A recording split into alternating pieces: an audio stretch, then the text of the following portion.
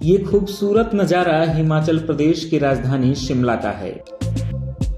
शिमला के Gaiety theatre में कैदियों द्वारा बनाए गए सामान की प्रदर्शनी लगाई गई, जिसने सबका ध्यान अपनी ओर खींचा।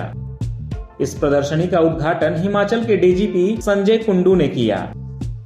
प्रदर्शनी में बेकरी बिस्किट, चॉकलेट्स, लकड़ी की कुर्सियां, टेबल, बेड, हिमाचली टोपी और शॉल सहित कई ऐसी चीजें शामिल की गईं जो जेल में सजा काट रहे कैदियों ने अपने हाथ से बनाई थीं। इस प्रदर्शनी में न केवल कैदियों के बनाए उत्पादों का प्रदर्शन किया जा रहा है, बल्कि उन्हें बेचा भी जा रहा है। प्रदर्शनी में उत्तर प्रदेश के रहने वाले राज कपूर यादव ने बड़ा व सुंदर सोफा सेट बनाया था, जो डीजीपी संजय कुंडू को बहुत पसंद आया।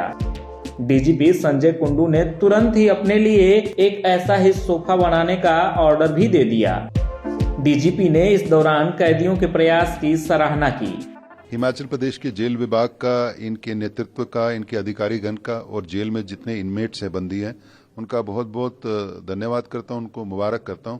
ये बहुत अच्छा इनिशिएटिव है।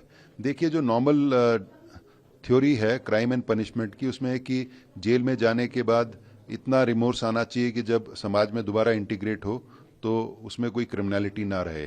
लेकिन वो देखा है कि वो बहुत ज़्यादा सक्सेसफुल होती नहीं है और over a period of time crime जो जेल्स हैं क्राइम का अड्डा बन गए हैं, नारकोटिक्स का अड्डा बन गए, रेडिकलाइजेशन का अड्डा बन गए।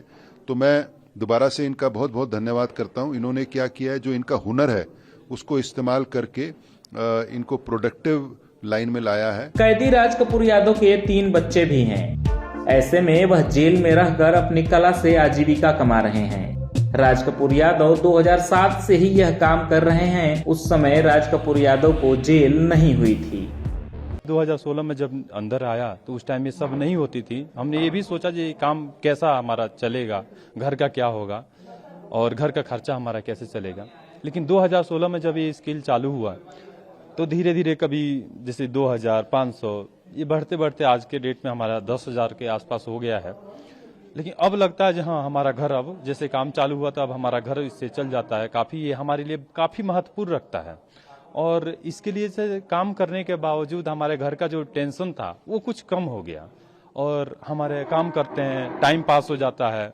और लोगों से, आपसे जैसे अभी एग्जीबिशन में आया हूँ तो लोगों से, आम लोगों से, बाहर के पब्लिक से मिलने का मौका मिलता है, तो ये से फील नहीं होती उतनी। हिमाचल प्रदेश सरकार के खास कार्यक्रम के तहत कैदियों को मुख्य धारा में लाने का मौका देने वाले इस अवसर से सजा काट रहे कैदी भी खुश हैं। इस कार्यक्रम की सबसे बड़ी खासियत ये है कि जेल में रहते हुए भी कैदियों को आजीविका कमाने का मौका मिल रहा है। अपनी कमाई का कुछ हिस्सा ये कैदी घर भी भेजते हैं। मैं अपने परिवार के लिए कुछ नहीं बोल रहा हूँ, मतलब मैं खत्म हो गया हूँ, मैं कुछ नहीं कर पा रहा हूँ। लेकिन जब से ये हमें काम दिया गया है तो इस काम से इतना फ़ायदा हुआ है कि मैं अपने परिवार को पाल सकता हूँ। मेरे बच्चे हैं, मैं उनकी शिक्षा में योगदान दे सकता हूँ, उनकी आर्थिक सहायता कर सकता हूँ।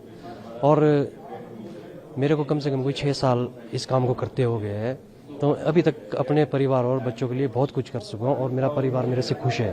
फिलहाल के लिए इतना ही। देश और दुनिया की बाकी खबरों के लिए देखते रहिए लोकमत हिंदी।